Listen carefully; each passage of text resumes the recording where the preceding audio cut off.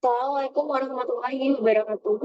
Perkenalkan, saya Vicky Putri Mutia dengan NIM 20042295.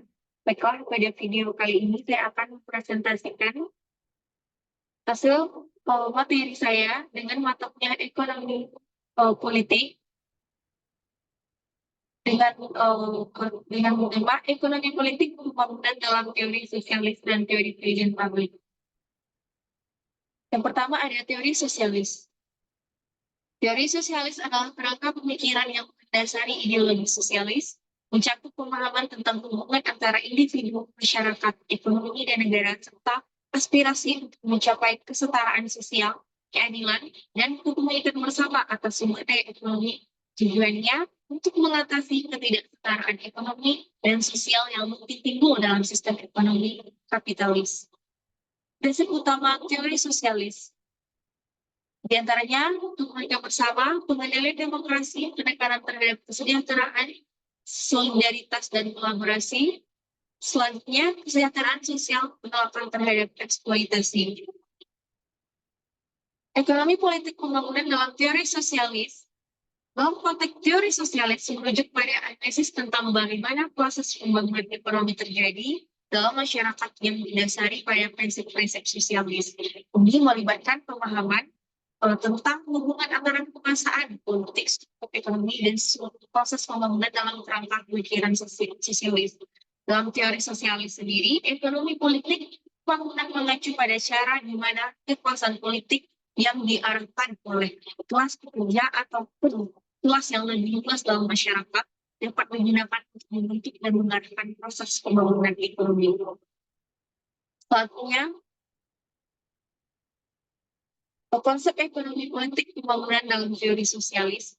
Satu, kepemilikan dan pengendalian sumber daya dalam konteks sosialis. Ekonomi politik pembangunan mempertimbangkan kepemilikan bersama atau kontrol kolektif atas sumber daya ekonomi sebagai landasan untuk membangun masyarakat yang lebih adil dan beradab.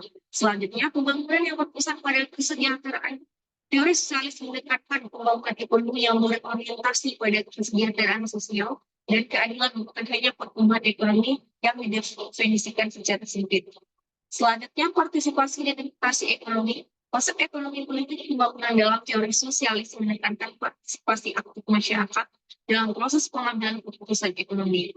Selanjutnya, penolakan terhadap eksploitasi dan kesenjangan. Teori sosialis menekankan penolakan terhadap eksploitasi manusia oleh manusia dan upaya untuk mengurangi kesenjangan sosial dan ekonomi melalui redistribusi kekayaan dan kekuasaan.